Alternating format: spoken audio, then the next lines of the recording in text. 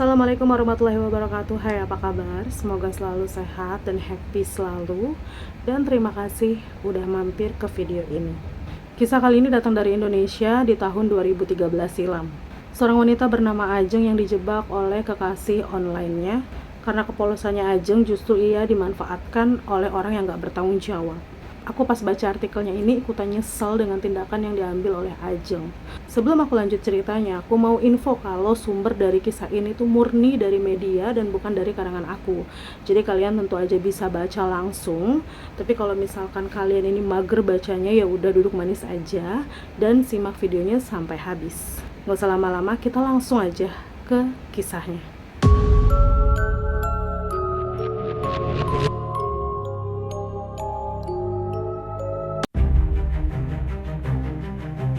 Pada tahun 2013, Ajeng Yulia saat itu berusia 19 tahun. Ajeng ini tinggal dengan kedua orang tuanya di kampung Rasamala, Menteng, Dalem, Jakarta Selatan. Ibunya ini bernama Tasroh, dan keseharian Ibu Tasroh ini bekerja sebagai buruh cuci gosok dan juga menjaga warung. Sedangkan ayahnya bernama Ngadimo, ini bekerja sebagai tukang ojek. Ajeng yang saat itu baru tamat SMK, melanjutkan untuk mencari pekerjaan. Dan kemudian ia diterima bekerja sebagai kasir di Lotte Mart, Kemang, Jakarta Selatan. 2 bulan setelah Ajeng bekerja, ia memutuskan untuk resign karena merasa nggak cocok bekerja di sana. Setelah resign, Ajeng belum mendapatkan pekerjaan lagi, jadi ia itu masih nganggur. Selama menganggur, Ajeng menghabiskan waktunya di rumah. Ajeng juga dekat dengan saudara sepupunya yang bernama Alvira, karena mereka ini seumuran. Dan jarak rumah Ajeng dan juga Alvira ini kurang lebihnya 100 meter. Ya namanya juga seumuran, apalagi sama-sama perempuan, jadi mereka ini semakin dekat. Apalagi Ajeng dan Alvira ini sama-sama nganggur. Tapi bedanya, meskipun nganggur, Vira nggak kelihatan seperti pengangguran. Itu karena Alvira selalu punya uang, uangnya itu banyak. Tapi meskipun begitu, nggak ada yang tahu nih Alvira ini punya uang dari mana. Bahkan warga sekitar juga heran, tapi juga penasaran. Si Alvira ini kerja apa ya? Nggak kelihatan kerja, tapi banyak duitnya. Itu sih cita-cita ya. Nggak kerja tapi banyak duit, kayaknya tapi nggak mungkin. Dan bukan cuma tetangga sekitar yang bertanya-tanya, Ajeng juga sama. Dia tuh heran, tapi penasaran sama pekerjaan Alvira ini apa. Karena kan gimana pun juga mereka ini sama-sama nganggur. Tapi kalau dilihat-lihat juga, Alvira ini bukan dari keluarga yang bisa dibilang kaya. Meskipun Ajeng ini penasaran, tapi rasa penasarannya Ajeng ini nggak pernah terjawab. Pada bulan Oktober 2013, Alvira ini menemui Ajeng dan mengatakan kalau ada teman laki-lakinya dari India ini suka sama Ajeng dan pengen berkenalan dengan Ajeng. Karena saat itu Ajeng ini jomblo dan gak punya kegiatan apapun, jadi ya Ajeng mau-mau aja dikenalkan dengan temannya Alvira. Menurut Ajeng ya gak salah juga, orang cuma kenalan aja. Ajeng akhirnya bersedia ngasih pin BBM-nya ke temannya Alvira. Waktu itu masih pakai BBM ya, kenalan dah tuh mereka. Lelaki itu bernama Stanley yang saat itu tinggal di New Delhi, India. Sejak saat itu, Ajeng intens berkomunikasi dengan Stanley via chat. Dan selang 2 minggu kemudian, Ajeng dan Stanley ini resmi pacaran. Iya, pacaran online meskipun mereka ini belum pernah bertemu. Entah kenapa ya, Ajeng ini sangat tergila-gila dengan Stanley. Ajeng sangat yakin bahwa Stanley adalah sosok laki-laki yang baik. Meskipun Ajeng nggak tahu nih latar belakang dari Stanley. Dibilang aneh, tapi ini nyata ya. Gimana ya, kadang cinta emang bikin otak sama hati ini berantem gitu ya. Di bulan November, tepatnya 1 bulan mereka pacaran online, Stanley tiba-tiba meminta Ajeng untuk datang ke New Delhi agar mereka bisa bertemu sekalian liburan. Stanley juga bilang kalau Ajeng mau, seluruh biaya perjalanan akan ditanggung Stanley. Dari tiket pesawat, penginapan, makan, dan kalau Ajeng mau belanja juga itu dibayarin sama Stanley. Jadi liburan gratis sekalian ketemu sama pacar online-nya. Karena Ajeng yang lagi kecintaan sama pacar barunya, tentu aja kaget sekaligus senang. Ya meskipun begitu, Ajeng gak langsung jawab. Ajeng mau mempertimbangkan dulu nih. Ya gimana pun juga kan Indonesia dan India itu kan jaraknya tuh jauh banget. Pasti ada sedikit rasa takutnya, meskipun cuma ya setitik lah ya. Ditambah lagi Ajeng juga yakin pasti orang tuanya ini gak bakal ngizinin dia pergi. Tapi si Stanley yang tahu kayaknya Ajeng ini masih ragu ya. Stanley ini tetap aja ngerayu Ajeng untuk setuju, sampai-sampai dia bilang kalau liburannya nggak lama kok, cuma 3 harian aja. Ayolah sayang, semua biaya aku yang tanggung, dari tiket pesawat, makan, penginapan. Kalau kamu di sini mau belanja, aku belanjain semua yang kamu mau. Emangnya kamu nggak pengen ya ketemu sama aku? Kata Stanley gitu. Gimana ya? Aku mau sih, tapi ayolah sayang, gak usah lama-lama, 3 hari aja. Ya udah deh sayang. Ajeng akhirnya setuju karena kan dia pikir ya cuma sebentar ya kan, dan yakin juga ya kalau Stanley ini nggak mungkin macem-macem, pasti dia itu akan dijagain sama Stanley. Setelah mantap dengan keputusannya, Ajeng ini bingung gimana ngomong sama orang tua. Udah pasti banget nggak bakal dikasih izin. Karena berpikir yakin nggak dapet izin, Ajeng memilih pergi diam-diam. 3 hari itu nggak lama, nggak usah izin kali ya sama orang tua. Di sini nih kesalahannya Ajeng, jadi jangan dicontoh ya. Izin dari orang tua itu penting, jadi jangan ngides sendiri. Setelah itu Ajeng kemudian mengurus dokumen paspor dan juga visa untuk ia pergi ke India tanpa siapapun tahu. Pada tanggal 6 November di hari keberangkatan, Ajeng pergi diam-diam. Karena momennya ini pas ya, jadi bapak ibunya ini nggak ada di rumah. Ajeng akhirnya pergi meninggalkan rumah dengan membawa 1 tas ransel menuju Bandara Soekarno-Hatta dan transit di Bandara Kuala Lumpur, Malaysia. Lalu ia lanjut lagi ke Bandara Chennai, India, dan lanjut lagi menuju Bandara New Delhi, India. Dan setibanya Ajeng di Bandara New Delhi, India, Ajeng ini udah disambut dan dijemput sama pacarnya yaitu Stanley.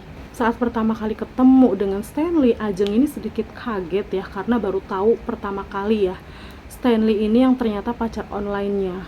Jadi si Stanley ini bukan asli India, melainkan asli dari Nigeria. Setelah itu Ajeng dibawa ke penginapannya. Stanley tinggal di rumah susun dengan pemukiman padat penduduk. Stanley ini nggak tinggal sendirian, melainkan ada 2 teman lainnya yang sama-sama dari Nigeria, bernama Toko dan Mate, yang dikenalkan juga ke Ajeng. Sementara itu di sisi lain pada tanggal 6 November 2013 sore harinya, saat ibunya Ajeng ini pulang ke rumah, ibunya ini kaget Ajeng ini nggak ada. Awalnya ibu Tasro ini berpikir kalau Ajeng keluar nggak jauh-jauh dari rumah. Tapi sampai malam Ajeng ini nggak pulang-pulang, masih ditungguin sampai tengah malam, Ajeng masih belum juga pulang. Orang tua dan kakaknya Ajeng ini mulai panik, sempet juga nanya ke warga sekitar kayak lihat Ajeng nggak, tapi hasilnya nihil ya, mereka nggak ada yang tahu juga kalau misalkan Ajeng ini pergi kemana.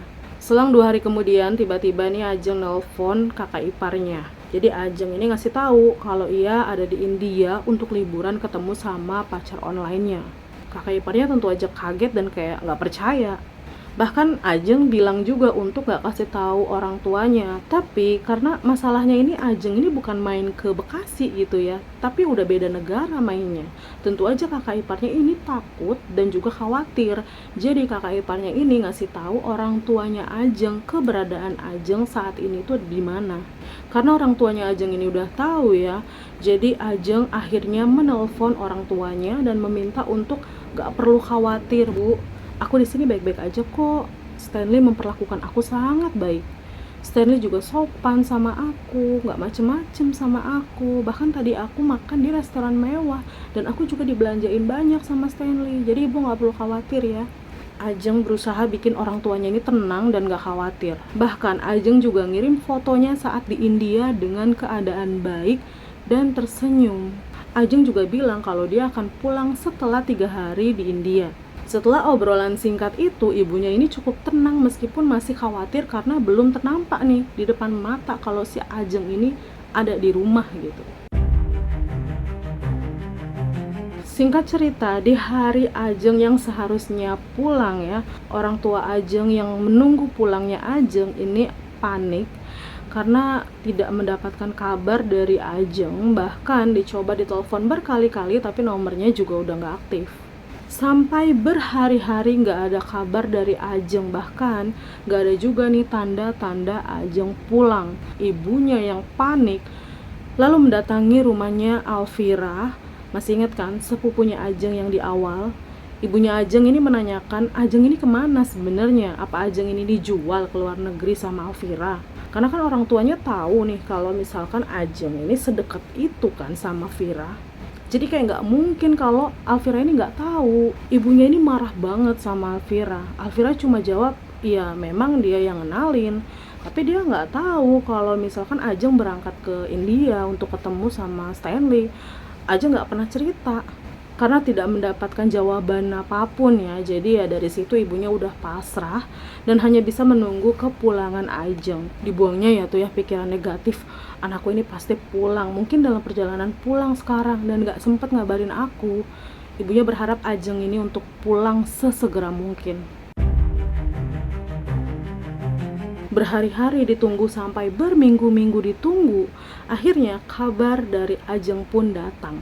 Di akhir November 2013, Ibu Tasroh dapat kiriman surat dari KBRI dan isi surat tersebut mengatakan kalau Ajeng Yulia ditahan di kepolisian Malaysia karena kasus narkoboy. Ajeng ditangkap membawa narkoboy jenis sabu seberat 3 kg. 3 kilo 4 gram. Ajeng ditangkap di Bandara Sultan Ahmad Shah, Pahang, Malaysia. Tentu aja ibunya ini kaget bukan main, bahkan nggak percaya. Ditambah lagi, Ajeng terancam hukuman mati. Ibu Tasroh ini langsung mendatangi rumahnya Vira untuk menanyakan hal ini. Tapi anehnya Vira ini nggak ada di rumah. Bahkan orang tuanya Vira ini bilang kalau Vira ini nggak tahu kemana. Karena udah berhari-hari Vira nggak pulang. Karena nggak tahu lagi ya harus berbuat apa, orang tua Ajeng akhirnya melaporkan hal ini ke Polsek. Lalu dari Polsek juga diarahkan ke Komnas HAM dan Kementerian Luar Negeri Indonesia untuk minta perlindungan hukum untuk Ajeng. Pihak Kemenlu pun berusaha semaksimal mungkin. Di bulan Desember 2013, pihak dari Kemenlu akhirnya mengabari orang tua Ajeng bahwa KBRI di Malaysia ini sudah bertemu dengan Ajeng dan juga sempat mewawancarai Ajeng. Saat diwawancara, Ajeng ini menceritakan dari awal pertemuannya dengan Stanley dan ia juga ngaku kalau Ajeng ini nggak tahu apa-apa.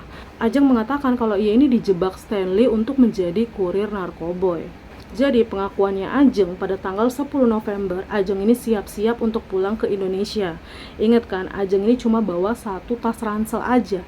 Tiba-tiba Stanley ini memberikan koper besar untuk Ajeng bawa biar semua barang bawaan Ajeng termasuk barang-barang yang Ajeng beli di India ya, yang ia belanja itu bisa masuk semua di 1 koper. Tanpa curiga, Ajeng menerima dan lanjut mengemasi barang-barangnya. Ajeng percaya aja sama Stanley tanpa ngecek-ngecek bungkusan di dalam koper. Setelahnya, Ajeng diantar ke Bandara New Delhi jam 3 pagi untuk pulang ke Indonesia. Stanley juga membelikan tiket pesawat. Pas awal keberangkatan Ajeng ya, kan sempet tuh transit sebentar di Kuala Lumpur, Malaysia. Tapi kali ini beda, transitnya itu 1 hari di kota Pahang, Malaysia. Dan nggak sampai di situ, Stanley juga udah pesen hotel untuk Ajeng nginep selama transit. Stanley juga ngasih uang dalam mata uang ringgit Malaysia dan juga rupiah India yang di total itu sebesar 4 juta rupiah. Ajeng ya manut-manut aja. Setelah itu mereka berpisah dan Ajeng berangkat pulang ke Indonesia. Setibanya Ajeng di Bandara Pahang, Ajeng sempat bingung nih karena kopernya ini diperiksa cukup lama. Sampai-sampai banyak banget nih security berdatangan ya ikut memeriksa. Saat bersamaan, Ajeng juga tiba-tiba ditahan pihak imigrasi. Ajeng sempat bingung karena merasa nggak punya masalah apapun. Terus situasinya ini makin chaos karena polisi juga datang. Barulah setelah itu polisi mulai menanyakan barang haram yang dibawa Ajeng sampai 3 kilo. Ajeng tentu aja panik dan gak tahu apa-apa juga. Ajeng juga bingung nih karena ia merasa kayaknya nggak bawa barang haram tersebut deh di kopernya. Itu pengakuan dari Ajeng. Sementara di sisi lain, karena kabar Ajeng yang ditangkap di Malaysia dengan bawa barang haram 3 kilo ini tentu aja beritanya nyebar kemana-mana dan viral. Jadi Vira yang tahu kabarnya Ajeng ditangkap menghubungi orang tuanya Ajeng Untuk apa? Untuk menandatangani sebuah pernyataan kalau kasusnya Ajeng ini tidak membawa-bawa namanya dan akan diberi imbalan 50 juta. Janggal kan di sini. Ngapain coba si Vira kayak nyogok gitu ya kan? Orang tua Ajeng tentu aja menolak hal itu dan juga curiga nih kalau Vira pasti menjadi salah satu dari komplotan yang jebak Ajeng jadi kurir barang haram. Mendapati semua kenyataan anaknya, orang tua Ajeng hanya bisa pasrah dan akhirnya berusaha untuk nabung agar bisa menjenguk Ajeng di Malaysia.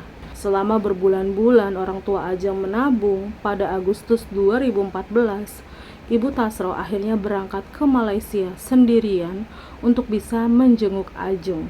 Setibanya di lapas, ibunya Ajeng ini bertemu dengan para penjaga dan sempat mengobrol, dan para penjaga juga banyak yang memuji sikapnya Ajeng yang berkelakuan baik. Setelah memenuhi persyaratan, Ibu Tasro diizinkan menemui Ajeng maksimal 3 jam sesuai ketentuan di sana. Di sanalah pertama kalinya Ajeng bertemu dengan ibunya lagi dan mereka mengobrol menggunakan telepon dengan dibatasi kaca. Ibu Tasro ini agak kaget karena Ajeng ini terlihat bersih dan gemuk. Ibunya juga nggak sama sekali membahas kasusnya Ajeng. Ibunya justru bertanya kabarnya Ajeng di sana. Ajeng mengatakan kalau ia itu baik-baik aja di sana. Ajeng berhubungan baik juga dengan para penjaga dan para napi di sana. Pokoknya keseharian Ajeng di sana lah. Bahkan Ajeng juga cerita kalau ulang tahunnya Ajeng ini dirayakan di dalam lapas. Ngobrol-ngobrol banyak, gak kerasa 3 jam berlalu. Ibu Tasro akhirnya pamit dan juga berterima kasih pada para penjaga udah memperlakukan Ajeng dengan baik. Dan Ibu Tasro kemudian pamit balik ke Indonesia dengan perasaan sedih tapi cukup lega karena bisa lihat dan ngobrol langsung dengan Ajeng dan berharap Ajeng ini bisa dibebaskan. Karena diketahui saat itu kasusnya Ajeng ini masih dalam proses persidangan, jadi belum ada putusan. Pada tanggal 27 Februari 2015, Ajeng akhirnya disidang. Di dalam persidangan, Ajeng mengatakan tidak tahu menahu soal barang haram tersebut.